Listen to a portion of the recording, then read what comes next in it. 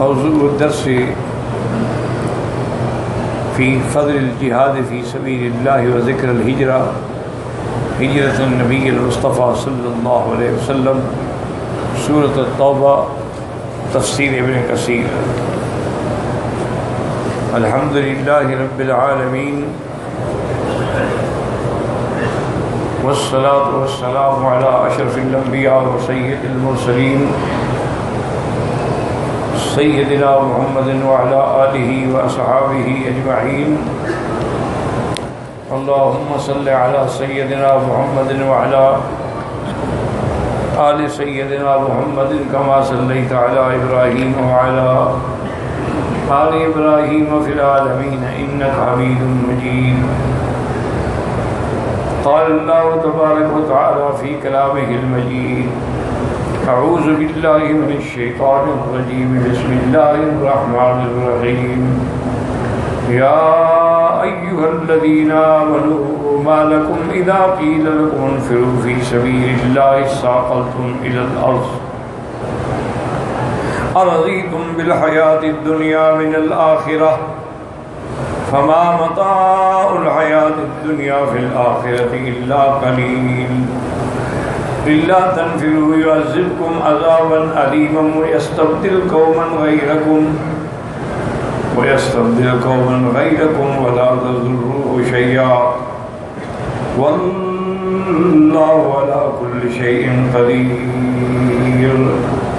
قال المؤلف والمفسر رحمه الله تعالى: أدام النفع بعلومه وعلومكم في الدارين آمين، إلى أن قال: هذا شروع في كتاب من تخلف عن رسول الله صلى الله عليه وسلم في غزوة تبوك حين طابت الثمار والظلال في شدة الحر وهمات الغيظ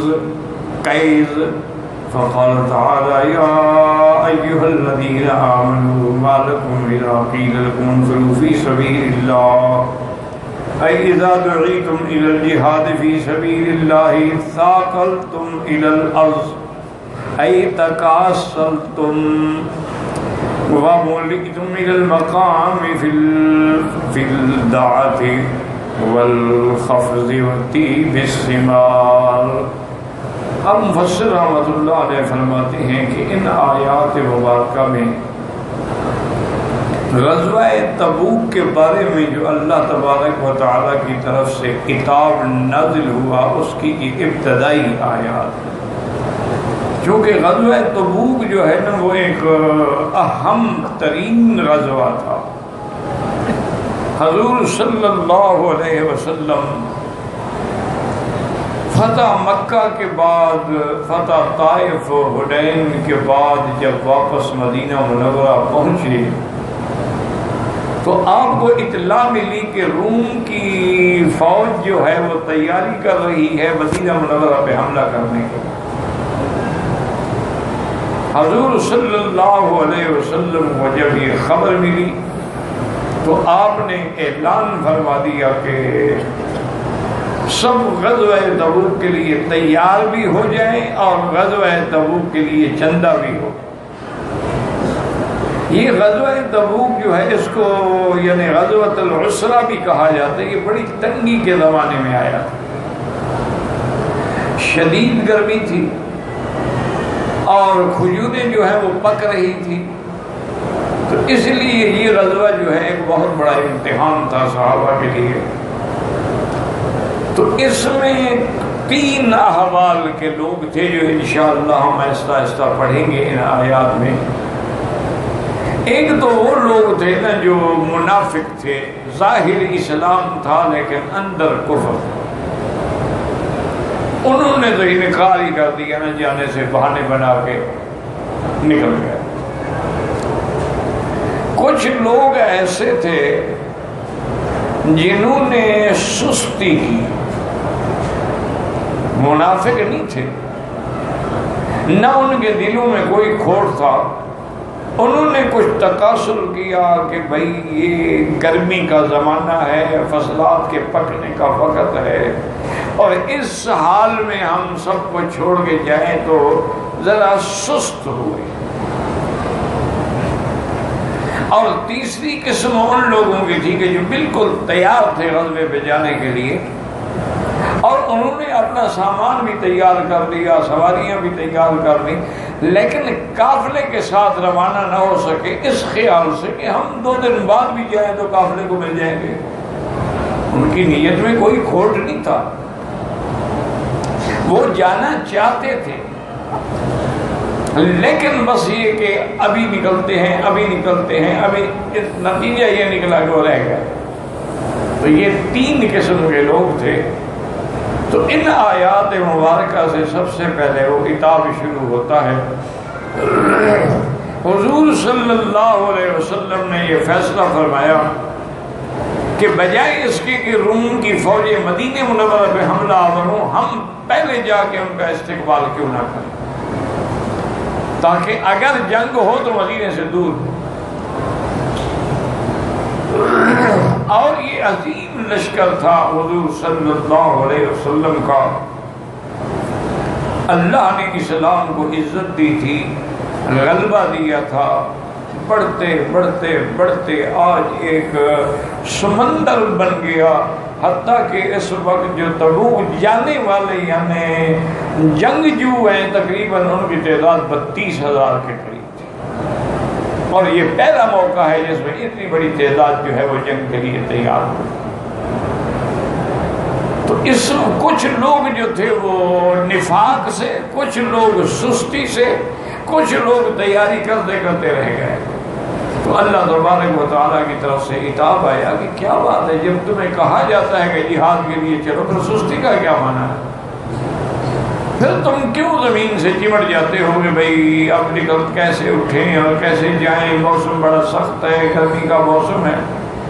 اللہ تبارک و تعالیٰ نے حکم دیا کہ کیا تمہیں دنیا کی چیزیں اور دنیا کا نفع اور باغ اور دنیا کا مال زیادہ عزیز ہے آخرت سے؟ اس لیے اللہ نے قرآن پاک کی یہ آیات نازل فرمائی۔ مفسر فرماتا ہے کہ اللہ نے فرمایا ایمان والو، جب تم کو کہا جاتا ہے کہ جہاد کے لیے نکلو، اذا دعیتم الی الجہاد فی سبیل اللہ اثاقلتم الی الارض تکاسلتم، یعنی تم نے سستی کی، وملتم الی المقام، اور تم جو تھے اپنے گھروں میں رہنے کو زیادہ ترجیح دی کہ یہ وقت جو ہے بڑا گرمی کا ہے اور یہ وقت جو ہے پھلوں کے پکنے کا ہے، اس لیے تم یعنی سست ہو گئے۔ ارضیتم بالحیات الدنیا من الآخرہ ای مالکم فعلتم ہکذا رضا منکم بالدنیا بدلا من الاخرى ثم زہد تبارک و تعالی فی الدنیا ورغب فی الآخرہ۔ اللہ نے فرمایا کیا ہو گیا تم لوگوں کو، کیا تم نے دنیا کو ترجیح دے دی آخرت کی نعمتوں پر؟ اللہ پاک فرماتے ہیں کہ دنیا کی نعمتیں تو کوئی چیز نہیں ہیں، اصل تو آخرت کی نعمتیں ہیں۔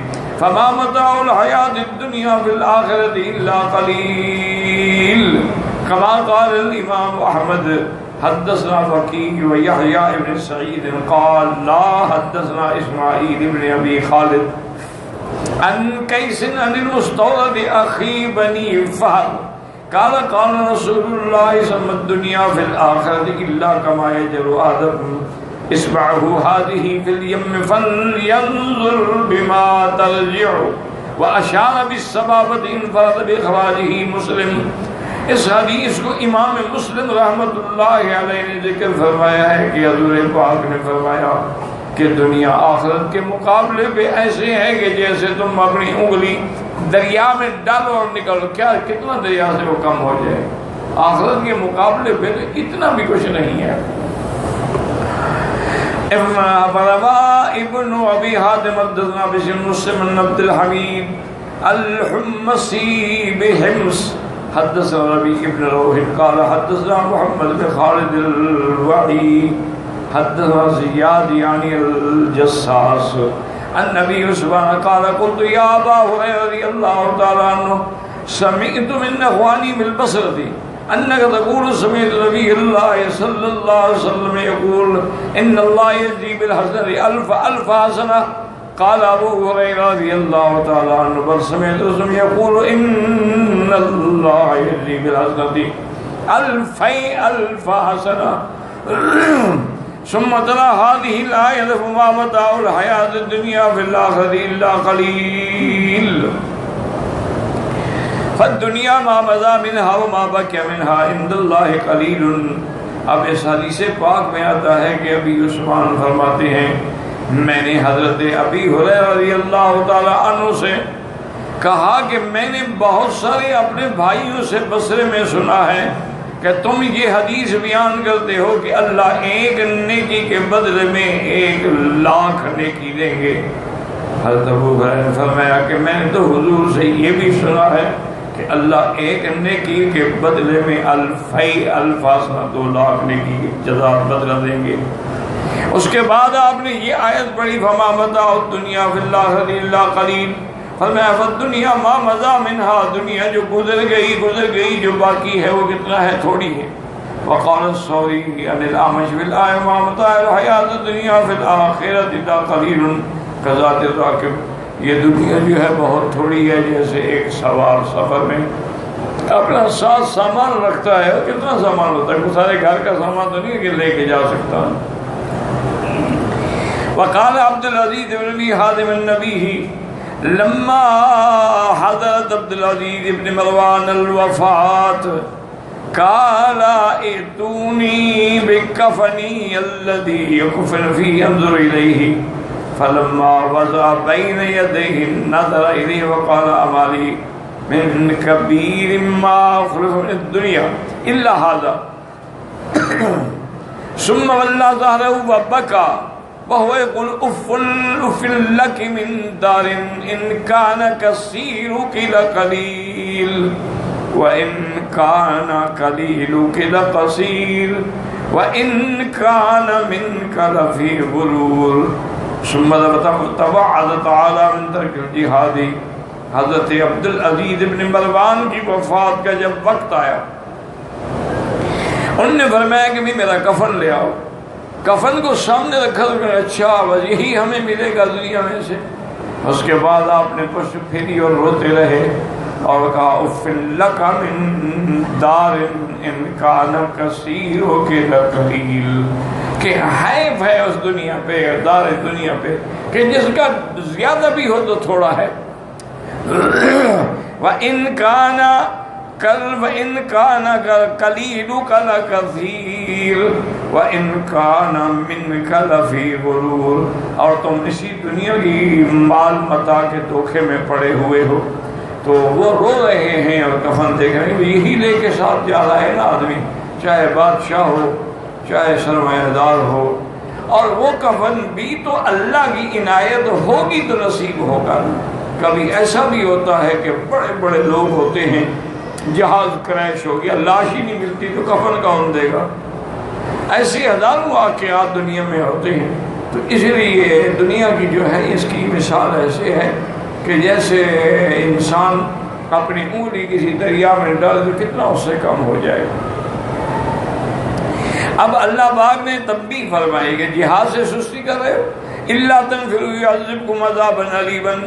قال ابن عباس استنفر رسول الله حيا من العرب فساق الخمس فامسك الله عنهم القتل فكان عذابهم. حضور پاک نے ایک قبیلے کو جنگ کے لیے بلایا تو وہ سستی کر گئے, نہ آئے. اللہ نے بارشیں بند کر دی اور قحط پڑ گیا ان کا. اللہ نے فرمایا اگر تم جہاد کے لیے نکلو گے تو میرے خزانے میں کیا کمی, میں اور قوم پیدا کر دوں گا. وَيَسْتَبْدِلْ قَوْمًا غَيْرَكُمْ اے لنصرت نبیہ وإقامت دینہ. اپنے پیغمبر کی مدد کے لیے میں اور جماعت پیدا کروں گا دین کو قائم رکھنے کے لیے. جیسے فرمایا وَإِن تَتَوَلَّوْا يَسْتَبْدِلْ قَوْمًا غَيْرَكُمْ. اگر تم دین سے اعراض کرو گے اللہ تمہارے بدلے میں ایک اور قوم پیدا کریں گے. ثُمَّ لَا يَكُونُوا أَمْثَالَكُمْ. اور فرمایا وَلَا تَضُرُّوهُ شَيْئًا وَلَا تَضُرُّوا اللَّهَ شَيْئًا بِتَوَلِّيكُمْ عَنِ الْجِهَادِ. اگر تم جہاد سے منہ پھیر لے تو اللہ کو تو کوئی نقصان نہیں دے سکتے. وَنَقُولُكُمْ وَتَسَاقَلْتُمْ عَنْهُ. واللہ علی کل شیء قدیر، اے قادر الانتصار للأعداء بدونکم، اللہ قادر ہے تمہارے بغیر بھی اللہ اپنے نبی کو دشمنوں پر مدد دے سکتے ہیں، فتح دے سکتے ہیں۔ وقد قیل ان هذه الآیۃ وقول انفروا خفافا ثقالا وقوله ما كان لأهل المدینہ حولهم من الأعراب ان يتخلفوا عن رسول الله منسوخات بقوله وما كان المؤمنون لينفروا كافة فلولا نفر من كل فرقة منهم طائفة رواه هذا عن عباس وإكرمة والحسن وزيد بن أسلم ورده ابن جرير وقال إنما هذا في من دعاهم رسول الله إلى الجهاد فتعين عليهم ذلك فلو تركوه لعوقبوا عليه وهذا له اتجاه واللہ سبحانہ وتعالی عالم بالصواب۔ ابن جریر فرماتے ہیں کہ یہ آیتیں جو ہیں یہ ناسخ نہیں ہیں، اور پہلی آیتیں جو ہیں وہ بھی منسوخ نہیں ہیں۔ الا تنصروا فقد نصره الله اذ اخرجه الذين كفروا ثاني اثنين اذ هما في الغار اذ يقول لصاحبه لا تحزن ان الله معنا فانزل الله سكينته عليه وايده بجنود لم تروها وجعل كلمة الذين كفروا السفلى وكلمة الله هي العليا والله عزيز حكيم۔ يقول الا تنصروا رسوله فإن الله ناصره ومعيده وكافيه وحافظه كما تولى نصره۔ اللہ پاک نے فرمایا اگر تم مدد نہیں کرو گے تو میری مدنی کی مدد کی کوئی ضرورت نہیں، اللہ تعالیٰ کی مدد کافی ہے، اللہ تائید کرنے والے ہیں، اللہ ان کی حفاظت کرنے والے ہیں۔ اذ اخرجه الذين كفروا ثاني اثنين اي عام الهجرة لما هم المشركون بقتله او حبسه او نفيه فخرج منهم هاربا صحبة صديقه وصاحبه۔ یہ ہجرت کے واقعہ کا قصہ ہے کہ جب حضور پاک صلی اللہ علیہ وسلم کو اللہ نے خبر دی کہ مشرکین آپ کے بارے میں فیصلے کر رہے ہیں کہ آپ کو قتل کر دیا جائے یا قید کر دیا جائے یا مکے سے نکال دیا جائے، اللہ نے حکم دیا کہ آپ ان سے نکلیں ہجرت کے لیے، اور حضرت صدیق کی صحبت میں صاحب ابی بکر نبی قحافہ فلجا الی غار ثور 3 ایام، اور آپ کے ساتھی جو ہیں حضرت ابو بکر رضی اللہ تعالیٰ عنہ ہیں، آپ 3 دن تک غار ثور میں رہے۔ لِيَرْجِعَ الطَّلَبُ الَّذِينَ خَرَجُوا فِي آثَارِهِمْ، تاکہ ڈھونڈنے والے جو ہیں وہ 3 دن ڈھونڈ کے تھک ہار کے بیٹھ جائیں۔ ثُمَّ يَسِيرُوا، اس کے بعد حضور پاک کا قافلہ وہاں سے روانہ ہوا نحو المدینہ وجعل ابو بکر رضی اللہ تعالیٰ عنہ ان يطلع علیہم احد فیخلص الى رسول منهم اذن فجعل النبی صلی اللہ علیہ وسلم یسکنہ ویثبتہ۔ حضرت ابو بکر بڑے پریشان تھے کہ کہیں دشمنوں کو پتہ نہ لگ جائے اور وہ حضور صلی اللہ علیہ وسلم کو ایذا نہ پہنچائیں۔ اللہ کے پیغمبر ان کو تسلی دیتے کہ اطمینان کرو، یا ابا بکر ما ظنک باثنین اللہ ثالثہما، کیا گمان ہے تیرا ابو بکر ان دو کے بارے میں جن کے ساتھ تیسرا اللہ کی ذات ہے۔ کما قال الامام احمد حدثنا عفان حدثنا حمام قال انبانا ثابت ان ابا بکر الذي حدثه قال قلت للنبي صلى الله عليه وسلم في الغار لو ان احدهم نظر الى قدميه لابصرنا تحت قدميه۔ جب ہم غار میں تھے تو حضرت صدیق رضی اللہ عنہ فرماتے ہیں میں نے عرض کیا کہ یا رسول اللہ ہمیں نیچے سے ان کے قدم نظر آ رہے ہیں، اگر ان بدبختوں نے نیچے دیکھ لیا تو ہمیں دیکھ لیں گے۔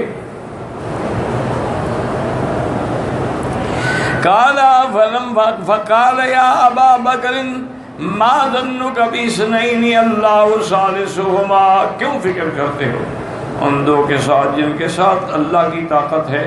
اخرجہ فی الصحیحین، ولہذا قال تعالی فانزل اللہ سکینتہ علیہ ای تأییدہ ونصرہ علیہ ای علی الرسول۔ اللہ پاک نے حضور پاک پر اپنی مدد، سکینہ اور اطمینان جو تھا وہ اتارا فی اشہر القولین کہ اندر سکینتہ علیہ، ضمیر حضور کی طرف ہے، اور بعض علماء کہتے ہیں ضمیر ابو بکر کی طرف ہے رضی اللہ تعالیٰ عنہ، لیکن مشہور قول وہی ہے۔ قال ان الرسول ثم نزل معه سکینہ وهذا لا ينافی تجده سکینۃ خاصۃ بطبیع الحال، یہ خصوصی اطمینان تھا، خصوصی سکینہ تھی جو حضور پہ نازل کی گئی۔ وَأَيَّدَهُ بِجُنُودٍ لَمْ تَرَوْهَا، اللہ نے مدد کی ایسے لشکر سے کہ نہ دیکھا تم نے، یعنی فرشتے۔ وَجَعَلَ كَلِمَةَ الَّذِينَ كَفَرُوا السُّفْلَىٰ وَكَلِمَةُ اللَّهِ هِيَ الْعُلْيَا، اللہ نے اسلام کے کلمے کو بلند کر دیا اور کافروں کو مٹی میں ملا دیا۔ قال ابن عباس یعنی بکلمۃ الذین کفروا الشرک وکلمۃ اللہ لا الہ الا اللہ، کلمۃ الذین کفروا سے کیا مراد ہے شرک، اور کلمۃ اللہ سے کیا مراد ہے لا الہ الا اللہ۔ وفی الصحیحین ابی موسیٰ الاشعری رضی اللہ عنہ قال سئل رسول اللہ عن الرجل یقاتل شجاعتا ویقاتل حمیتا وَيُقَاتِلُ رِيَاءً أَيُّ ذَلِكَ فِي سَبِيلِ اللَّهِ۔ ابی موسیٰ اشعری رضی اللہ عنہ فرماتے ہیں کہ حضور پاک سے پوچھا گیا کہ یا رسول اللہ، ایک آدمی اس لیے جنگوں میں جاتا ہے، لڑتا ہے کہ لوگ کہتے بڑا بہادر ہے، اور کچھ آدمی جو ہے اپنی قوم کی مدد کے لیے، حمیت کے لیے لڑتا ہے، اور کچھ لوگ جو ہیں وہ ریا کے لیے، دکھلاوے کے لیے۔ ان میں صحیح مجاہد کون ہوگا؟ فرمایا من قاتل لتکون کلمۃ اللہ العلیٰ فی سبیل اللہ، جو بندہ اس لیے لڑ رہا ہے کہ اللہ کا دین بلند ہو جائے، وہ اللہ کے راستے میں ہے۔ وقولہ تبارک و تعالی اللہ عزیز اے فی انتقامہ و انتصارہ منی الجناب لا یزام من لاذ ببابہ واحتما بالتمسک بجنابہ، اللہ غالب ہے، وہ انتقام لینے پر بھی غالب ہیں دشمنوں سے، اور مدد کرنے پر بھی غالب ہیں اپنے دوستوں کی، اور جس نے اللہ کا دروازہ پکڑ لیا اس کو کوئی نقصان نہیں پہنچا سکتا ہے۔